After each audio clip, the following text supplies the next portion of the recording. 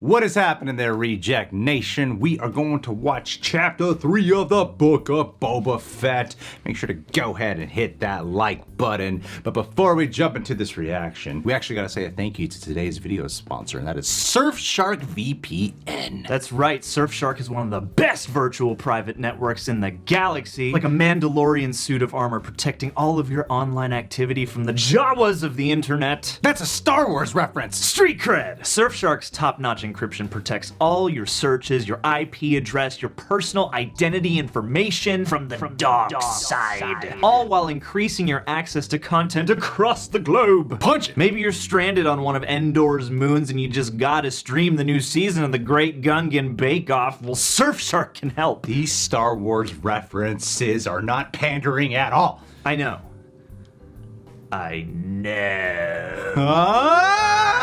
Star Wars! You can change your region to anywhere in the world with the click of a button, rendering geo-blocks on streaming content and even government restrictions, a thing of the past! Let the past die. So use the Force to hit our link in the description box. Enter our code REAL to save yourself 83% on your Surfshark membership and enjoy an extra 3 months on us. 83? That's the year Return of the Jedi came out. Yeah, Return of the Jedi. Yeah.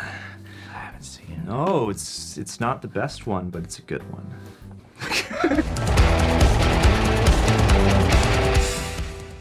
So from here on out, we're gonna kick off every episode with everything we got wrong last week. My mind jumped to Krrsantan Syndicate. That was the Pyke Syndicate. My bad. And we kept referring to the Tuskan Raider warrior as a guy. That's a female. Get ready to correct us on everything we get wrong this time so we can point it out next week. Oh, you again. A street gang of insolent youths has been stealing my inventory. Now, this never happened under the other daimyos, and I am insulted on your behalf.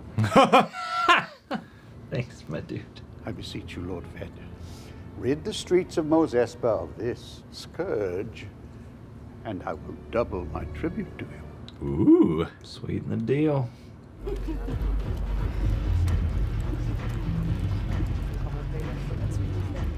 Oh, we're gonna get all cyberpunk up in this bitch. Club Espa. You live in the workers' district. You all should be working. There is no work, mighty daimyo. Look around you. You work for me now. Then you will work for me. Oh, dope. Nice. What do they owe you? 1,300 credits. Take the 500 and consider it resolved. If you want to continue to do business in my territory. If you don't like it, you can move to Mos Eisley. Rest of you gather up your gack, follow me. You want to work or not? Okay. They got like Power Ranger bikes. Yeah. It's cool how like the influence of the Tuscan Raiders and all those. Oh, the streets of Mos Espa. How the influence of the Tuscan Raiders influences affection towards people. Yeah. Whoa! I didn't even see that creature. Yeah. Doing a lot with their establishing shots this episode. Oh, neat. Nice. Way to tie that back in. Oh, hey, it's Amy Sedaris. The sands have belonged to the Tuscans since the ocean's dry. We are happy to do business with either party, but we do not want to be taken advantage of by paying protection to both. I'm sure you understand. Time to take out the gang. Clean up this one-horse town. You will not hear from the Tuskan Raiders again. We look forward to our partnership. This man exudes patience. Oh no.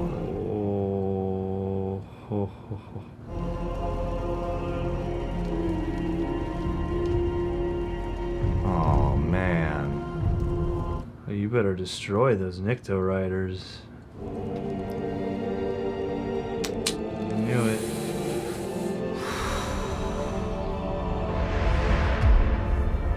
This just got hella personal. Yeah. But not all of them died, right? Not all the Tuskens to the Whoa! Oh no! Jesus! Oh shit!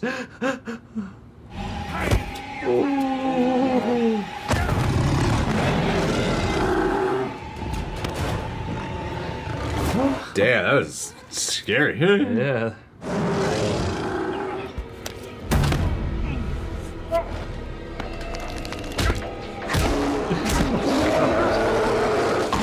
Oh.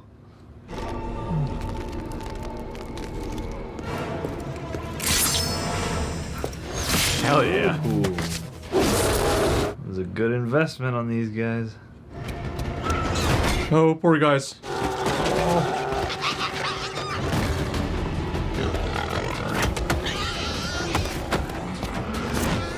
No. God damn.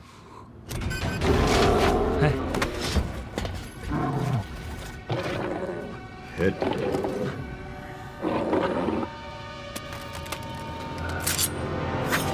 Oh. Get him to my Bacta tank. Oh, he takes care of his No, man, you Gamorreans. carrying motherfucker. Hey man, their loyalty has shown through. Damn, they made him just absolutely terrifying. Gosh, that was like actually scary. Holy shit. Enough food. Go help with the patrol. How do you sneak past everyone? I don't know. It's so big. You wait for them to show their hand. These are huts. Waiting will only give them another opportunity to strike again. Pardon the interruption, Master. She was pretty awesome, man. It's pretty The awesome. twins are here. They have brought a gift. Oh, good. An apology note.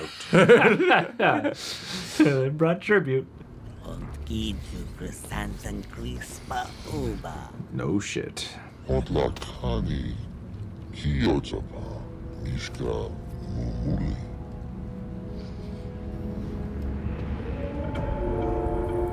Whoa. What? Is that Moochie? Is it? Is it Moochie? Is it?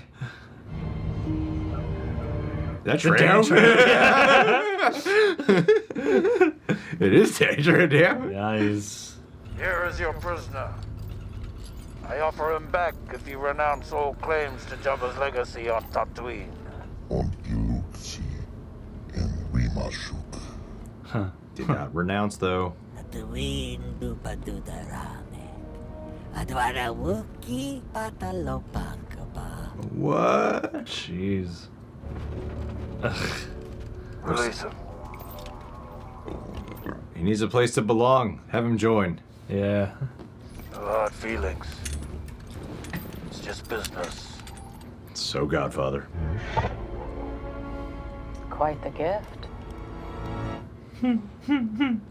This one is a calf.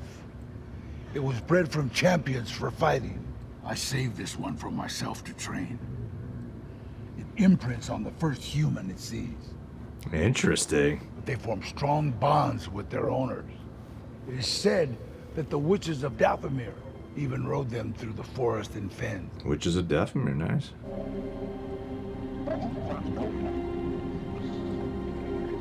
Oh, I love what this show's doing with the world.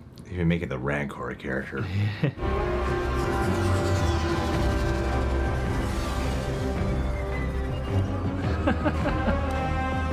There you go. You got an entourage. Get a little respect around town.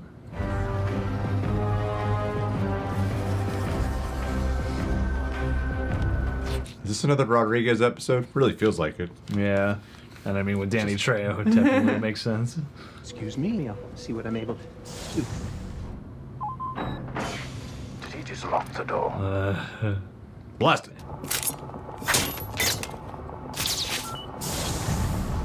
Yeah, they're long gone.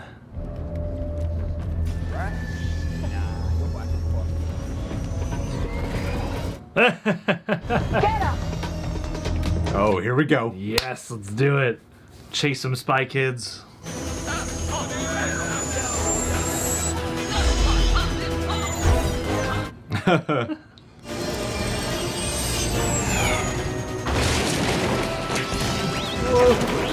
We got renditions of both of the droids.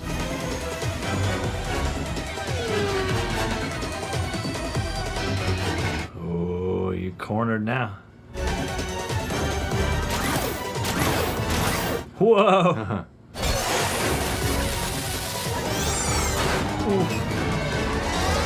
Wow.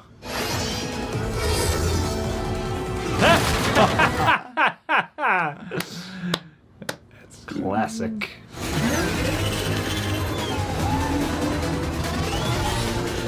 Awesome.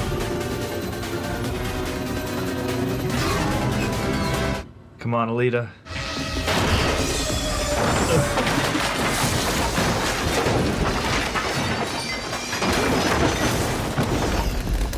This is so Back to the Future too. Yeah, Back to the absolutely. Future. Yeah, right? Yeah. You definitely feel tributes to it. I hate manure. Yeah. Where is he? He's with the Pikes.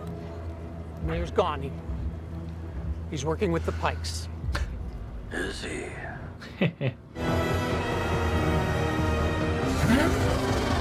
How many?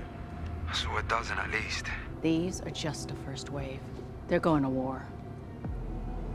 Then we will be ready. Yeah, definitely Rodriguez. Yep.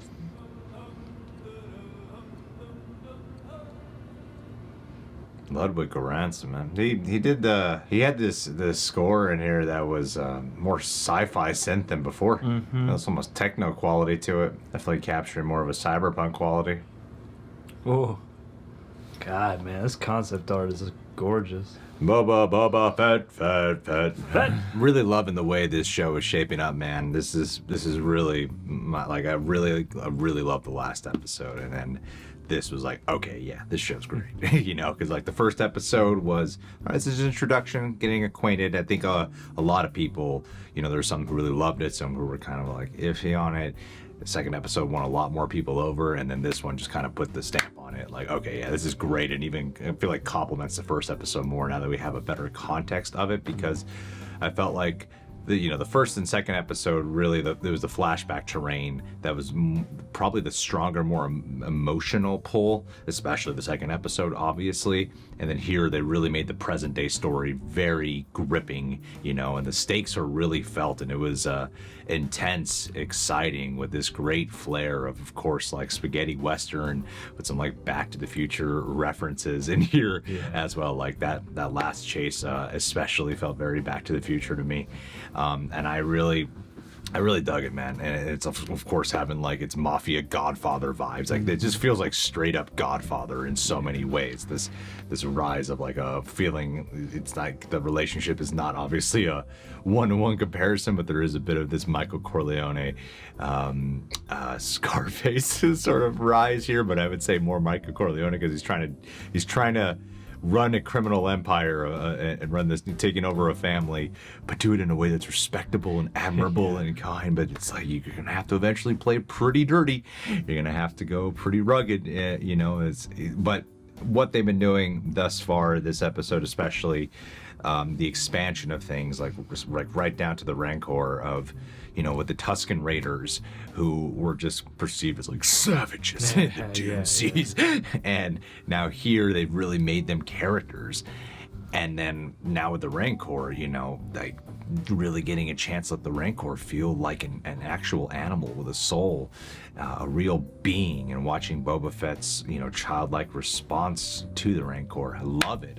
It's so strong, and then with such great action, you know, like more along the lines of what I've been wanting to see from Robert Rodriguez, you know, like that fight with Black Krrsantan was so cool. It was scary. Yeah. Like the one-on-one part, you know, like the fear went down a little bit, but still like the close-ups on him were still very imposing, and like the handheld kinetic nature of it, and the dark lighting really felt like a creature feature brought to life in those moments. Oh yeah, 100%. Well, and that action just hits really hard, and you feel the size and the weight and just how formidable Black Krrsantan is. And so even though you trust that Boba's probably going to be fine, at the same time you're like, oh man, he could really get messed up right now. And I just just love, like, if the Mandalorian kind of took all of this and went, okay, here's what it's like to really walk around in this world, and here's this really personal story of these two characters, you know, this guy becoming more human in a way through his relationship with Grogu. Here,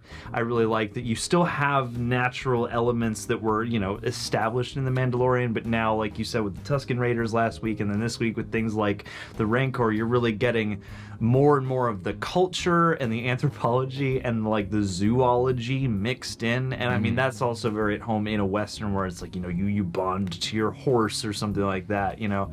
And yeah, like I really loved that they took the time to have him really get wrapped up in that, to the point where he's like, yeah, all this political shit can wait. I want to get my Rancour training in right now and bond and imprint on this creature. And yeah, like, even though it is something of a meme, I guess, to be like, oh, you know, they're just gonna keep reaching around the greater canon for things, I really like how they are, you know, fleshing out everything they choose to bring in, so that, you know, even if something is a reference or is, you know, going to delight certain fans of certain corners of the Star Wars just overarching franchise, they also just do it in such a way that feels very natural and that feels like it's for everybody, because it is just part of the world and part of the culture and part of the life of being here. And then too, you get that all realized with the amazing production designs and, again, the really visceral action, and you know, it's coming off of Rodriguez's first episode, you know, of the pilot episode.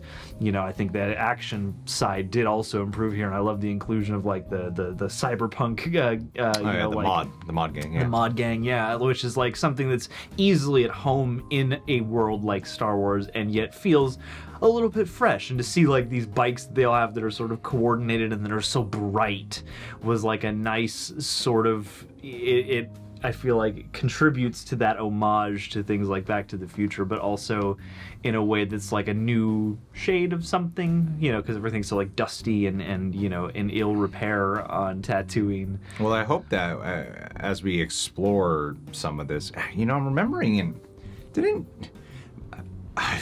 please correct me. We encourage that. I'm remembering, I don't know if I remember this correctly, but wasn't there something where she like lifted up her shirt in Mandalorian Season 2 Fennec? And it showed there were some modifications that happened to her from the wound. So I imagine that we'll probably see a little bit more of the nitty-gritty installation that you get with that cyberpunk modifications that they do, which would be pretty cool to explore, because I like seeing that, but I also love like the body horror qualities that sort of come with that, you know, and like where they're pulling this from, because some of this they got to be pulling from like certain droids as well. In order to make that all happen. Like when they were saying like doing the mods, I was like, oh shit, this is gonna be awesome. So I hope in like the, you know, because obviously the way the flashbacks are going, we're eventually going to be filling in the blanks of, you know, where because Boba was first teased in Mandalorian Season 1 when he saved Fennec, so we got to see like how that relationship came to be. So I'm wondering like, well, what are we going to do there with the mods? Are we going to see any of that take place? And yeah, I'm loving that. I thought Fennec was great. I thought she was awesome here. Yeah, a lot of presence. Like, I know that towards the latter part of our, you know, review portion of these videos in the second episode, we were like, there's something that was seeming kind of off about some of the editing or chemistry that I couldn't quite pinpoint, that I didn't feel in Mandalorian, but I kind of felt in the Boba Fett show. And here I'm like, oh, that wasn't present at all. Like, I think the chemistry was great. I think the way they utilize her is awesome. You see, like her skill set, it feels like there is this like this sense of security when she is around. Like, that is her job, and at the same time you feel safer when she is around. Like her capability is really palpable, you know. I love everything they did with her here. Like, this episode to me was really firing on all cylinders and every way. Everything from Mos Eisley, Mos Espa, tying, like getting like little like subtle Easter eggs in the background that tie into the Mandalorian. Like when they are doing their chase too, like all the amount of droid Easter eggs that you're getting here was so cool to behold. But it does have this more like street level grounded approach where you would see some of these action scenes in like just a modern day story, you know, except you see it in like, what would it look like in Mos Espa, or you know, exactly. You know, when they're going up the stairs and stuff. I'm like, I like the riff on these action scenes where you see it realized in a Star Wars medium, and I think that makes it more the connectivity tissue with the way they visually realize everything is that much stronger, and I think.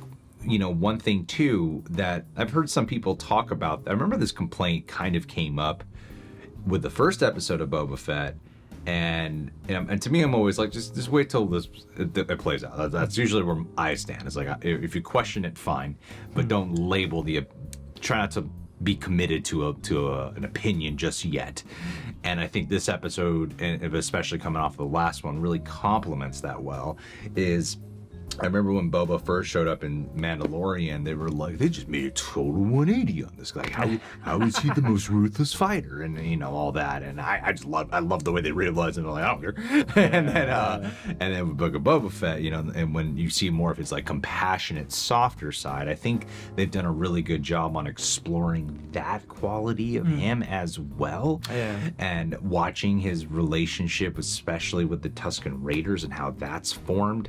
And how this has become so personal for him. Like, this isn't, you know, one thing I was asking myself was like, why? Why would they, why does he care to claim this throne per se, and run this, you know, where's this coming from? And you're slowly watching that why and unveil itself. And I think that's what makes it such good storytelling, is because, you know, these qualities of him where you see him all caring was, like, okay, I'm not used to seeing that side of Boba. And then, you know, when you see how the tender moments that form with the Tuskan Raiders, and how he does show a little bit more of this wiser approach with hiring or delegating, or, you know, like with the mod workers, instead of just being like, I'm gonna be a ruthless badass and impose, he's like, what's I the see real your problem. Yeah, I see your potential, and I see how this guy's kind of a greedy fuck, you know, like, exactly. And he's just like trying to strike the balance here,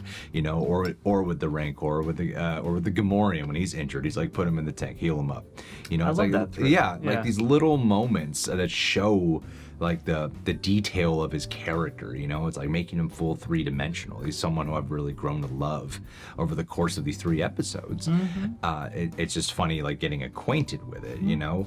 Whereas the impression I'm kind of getting is like Mandalorian really works as a episode to episode, for me. I mean, week to week, where this So structurally, I kind of wonder what this would feel like if it was a binge instead. Yeah. You know, like it feels like it might have probably worked a little bit better. Maybe. Because like The Mandalorian was very, you know, like a sort of a different adventure, and they would all eventually tie in. Where like just like planet traveling and stuff, and here it's all like Tatooine based, and then it's this very serial, immediate story of the rise of a gang war on Tatooine, with the Pikes being the head of it, which brings up questions about the Pikes too. Sorry, I know I'm like rambling here. By all means, please. But it brings up the questions about the Pikes too. You know, like if I'm not mistaken, I know they were briefly shown in Bad Batch, in one episode in particular, that son of someone, like, it's kind of a foggy. We reacted to the whole thing, but we only saw it once. I forget who that. I remember their masks in animation. I remember the face. Yeah. And then obviously heavily featured in Clone Wars in the final season. And Solo. See, that's the one that I barely remember. Gotta go back and legitimize Solo. And that's where I was getting like slightly confused, as they're featured in there. And then I remember there was that whole thing with Kira, is her name? Yes. Yeah, Kira. Yeah. With Kira and the whole Crimson Dawn Syndicate. So that's why my mind was like, okay, is this the Crimson Dawn Syndicate? Wait, no, there's the Pyke Syndicate. So is Kira gonna come into the show in some way? I'm actually not remembering fully where we left off there on Solo, because that would technically be the last time that would be the last time we saw them, right? In terms of timeline, probably. Because Solo would be after the Clone Wars stuff. Yeah, and it's after Order 66. Well, yeah, I mean, because Han Solo's not he's a human. Yeah, so it would have to, yeah. But the Darth Maul was around. Darth Maul was around at that time. Yeah. And now... It's before he got killed by Obi-Wan. So Darth Maul is now dead based off the timeline here. Yes. So would it be Kira? I don't know. Maybe the show will unveil it. They'll age her up instead of de-aging her. Because it sounds like there's someone higher up above the Pikes that they're answering Kingpin. to. Kingpin. Yeah. Kingpin. Sounds like there's someone higher up above the Pikes that they're answering to. Yeah. I'm trying to keep up with it, but as it stands, like what they're doing here, they've made the flashback stories really engrossing, and you know, like I like imbuing why his motivation for Tatooine to be instilled with specifically the Tuskan Raiders. He grew very attached to them. Now he got imbued into their culture. Now a lot of them died when this land really is theirs, and now he's claiming it back. And I feel like I imagine they might come back in the present day storyline, you know, and help give some of the land back to them. Well, yeah, he might, you know, do a transfer of power, resources, etc. I mean, not to say that the Tuskens necessarily want to leave their, you know, rightful, you know, Dune Sea homeland, but at the same time, I mean, it seems like they are at odds with everybody. And I loved that, like you were mentioning the you know, experience of watching this week to week versus potentially as a binge. And one thing that struck me about this episode was that it felt more balanced in terms of how much time you're spending in the present versus in the flashbacks.